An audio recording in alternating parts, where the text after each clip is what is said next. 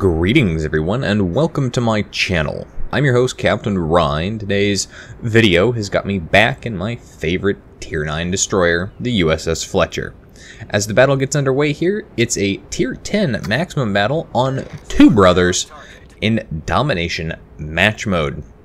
My team is starting off with the destroyer advantage. Of course, I say that they've got the destroyer advantage for two reasons. Number one, we have 3 destroyers to the enemy's 2, and number 2, I'm on the team in the Fletcher. Now, I'm going to go ahead and I'm going to head up towards the D cap point. Initially here though, if you look at the situation, it kind of looks like a lot of the team is gravitating towards the A cap point, and I'm not left with a lot of support over at the D cap point. Now this isn't necessarily a problem because the Fletcher is actually a pretty reasonable ship for getting in and getting out quickly if you know how to read a situation and break contact. But as I'm starting to think about my exit strategy, that's when a couple of cruisers back behind me, and if you look further down on the minimap, you can see some battleships are starting to push up towards the D cap point with me. So I'm going to go ahead, I'm going to get up here, and I'm going to poke it and see what I can see. Enemy Tirpitz pops up first, and unfortunately, while my torpedoes are ready, it looks like he's going to go behind that island there. So not going to be able to get any good shots on him anytime soon. But I am going to be able to get up here and start capping. That's when a couple of cruisers pop up here as well. And looking at the situation, suddenly I find myself detected. Now there's a smoke screen up there, and I'm going to go ahead and I'm going to get a set of torpedoes off into that smoke screen. But you'll notice I'm being detected. As far as I know, there's nothing on the enemy team that should be in range to detect me. This doesn't make any sense at all. And that's when the Neptune pops up. Well, considering that the only other ship on the enemy team which I know should have radar, or will have radar, is the New Orleans, that confirms to me that that Neptune does not have a smokescreen and in fact has radar. So that's actually a good thing and a bad thing. One, it tells me I need to keep my distance from the Neptune, but two, it tells me if we can catch him out in the open without the Kutuzov or the Kid nearby, he's totally exposed to battleship gunfire. Now I kind of panic dropped my smokescreen a little bit there, but that smokescreen is partly for my benefit. It's also partly for the battleships and the cruisers behind me.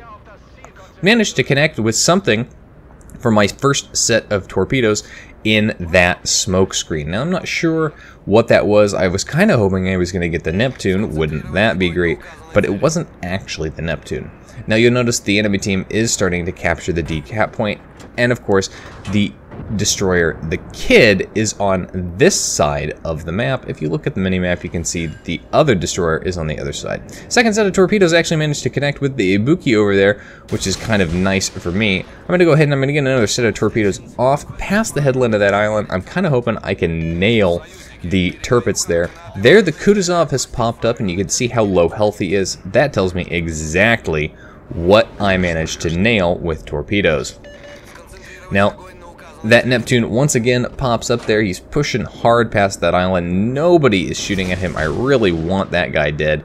Second set of torpedoes out towards that island. Again, I'm kind of trying to aim for the Tirpitz that I know's sitting back there. But that Tirpitz is not alone back there. He's still got a cruiser with him, that Kutuzov. He's also got a Kurfürst and one of the British battleships, either the Lion or the Monarch, who is also back there. Looking at the situation though, the enemy team is currently now in the lead. Because they've got 2 caps, they're going to start gaining more points than my team. They're also capping the A cap point. This isn't particularly good. Torpedoes coming in there, those are going to be from the Kid. Fortunately, he's only got 1 launcher, so I'm not worried about a second set. Those also could have been from the Ibuki, but I think there were 5 of them there, so that's definitely from the Kid. You can see my torpedoes headed out there. They look good. There's a nice cluster of ships back over there. And I'm going to go ahead, and I'm going to take the opportunity here, and I'm actually going to push up into the D cap point and start taking it. If you look at the minimap situation, you can see 3 of the enemy ships are back behind that island, and the other 3 are actually back off towards the border. Initially, I actually thought I had a lot more backup than I do here. If you look at the minimap, I actually have no backup. There's nobody close enough to help support me if that kid decides he's going to come over and challenge me. Now, I'm targeting the turpets here, and you can see he's starting to move forward. He drops off detectability, but I go ahead, I get a second set off there. And again, aiming those torpedoes forward to the headland of that island in an effort to hopefully hit him. Now, like I said before, there's a lot of targets back there, and I'm not necessarily looking to outright kill anything, so much as I'm actually looking to cause a significant amount of damage. The enemy team manages to take out one of our destroyers. It's going to be the one that was all the way over here with me, but we do manage to take out one of their ships as well. And we do manage to get the D cap point. Now, I'm headed straight for the B cap point through this gap here, and that's when the first set of torpedoes hits the turpets. It looks good. Second set's going to kill him, but hey, you remember that first set? The first set connects with the Kutuzov, finishes him off. Second set connects with the turpets, finishes him off for a double strike, but that first set kept going and detonates the Kurfürst. 3 kills, 160,000 damage, instantly. I'll tell you what, I laughed very, very hard when that happened. Insta 3 kills, all done. And with them dead, the team that is mostly down near the border behind our own spawn actually now is in a position where they could go and challenge those other ships.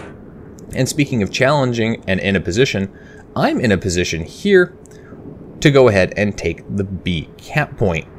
Because the only ship that is in a position to challenge me is actually this Mogami over here. Now, I kind of misjudged this torpedo drop here. I'm not really sure what he's doing. I'm trying to get shots off, but it's kind of looking like he's just hiding behind an island here. Fortunately for me, it doesn't seem like he's too interested in paying attention to me. So I'm just going to go ahead. I'm going to get some distance here. I'm going to slow down, and I'm going to stay here, and I'll watch the situation. You can see there, he's starting to turn towards me. Now, I have sets of torpedoes out there. I'm kind of hoping he'll stay right where he's at, and I can nail him. Wouldn't that be fantastic? But no, he's going to start turning towards me here. He must have seen with this catapult fighter there that those torpedoes are coming in, and he's very well aware here that there is a destroyer. Now, just before I'm able to secure the base capture, the Mogami enters the base, so I'm not actually able to capture it. But you see where he was, and the fact that he's closing in, and the fact that my torpedoes are on cooldown, and the fact that Cyclone has just started, that is not a good position for me to be in. So I am not going to sit around in my smoke screen. I'm actually going to go ahead and bug out. But of course, the moment I try to do that, his catapult fighter comes over me, and so he sees me. He gets shots off here. Luckily, the catapult fighter has continued its orbit, and I'm no longer detected. So I'm going to go ahead, torps are back up again, I'm going to get a set of torpedoes off at him, and there's the Neptune. The Neptune's also chasing this direction. You see the ships that have retaken the D cap point, at least one of them is very low health. Now that Neptune is a problem, but I've got my speed boost up, and I'm going to go ahead, and I'm going to just kind of run away from the situation. Since I've got 2 cruisers, I'm much stealthier, and there's a Cyclone.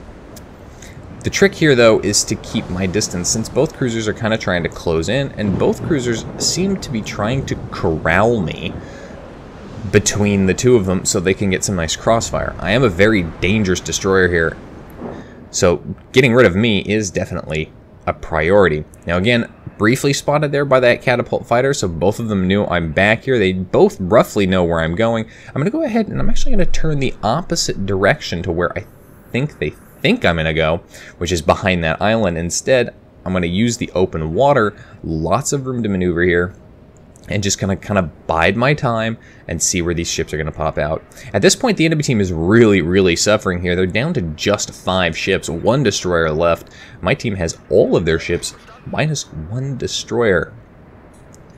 So I'm isolated back here by myself. Here's an excellent example of how to deal with the situation. Now, I've just been radared. That, again, that's the Neptune. So the radar is going to keep me spotted, but you'll notice that Neptune is no longer in line of sight for me.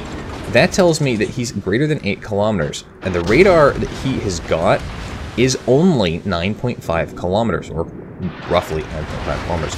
So what did I do here? I just opened up the distance I continued sailing away from him as quickly as I could, and I increased the distance outside of his radar range so he's no longer detecting me. Now, because of that, I can go ahead and I can continue to run away. I'm not going to turn and fight this guy, partly because I know there's still a Neptune back over there and I don't want to deal with him. I don't have the health for that. But also because the Mogami is a particularly good destroyer hunter. He's got a lot of 6-inch guns on him, and they are very, very aggressive. Spotted yet again by that freaking catapult fighter, but you know what? I managed to nail that Mogami. And now I'm going to try and open up with him. I know he's a tier 8 cruiser, he doesn't have a heal, and I want to finish him off, but here's something that I always run into here.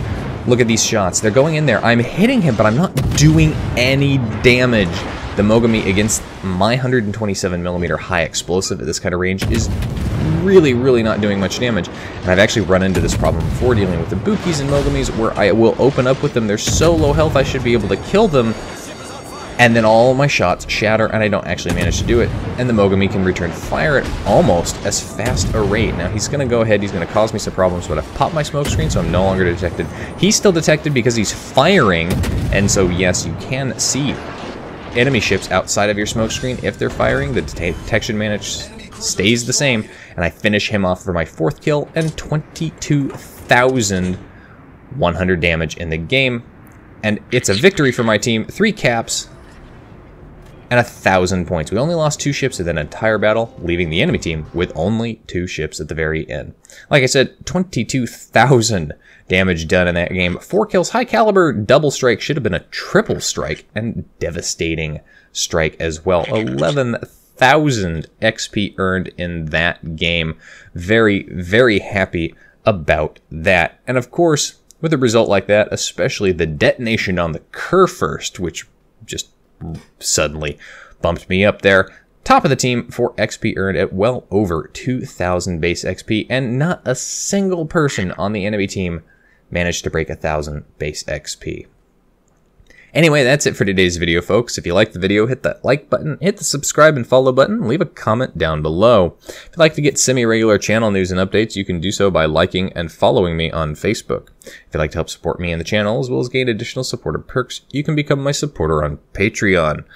If you've got a replay like this one, you're more than welcome to send it to my email address. And if you'd like to watch me play various games live, albeit very intermittently, you can do so by following me on Twitch.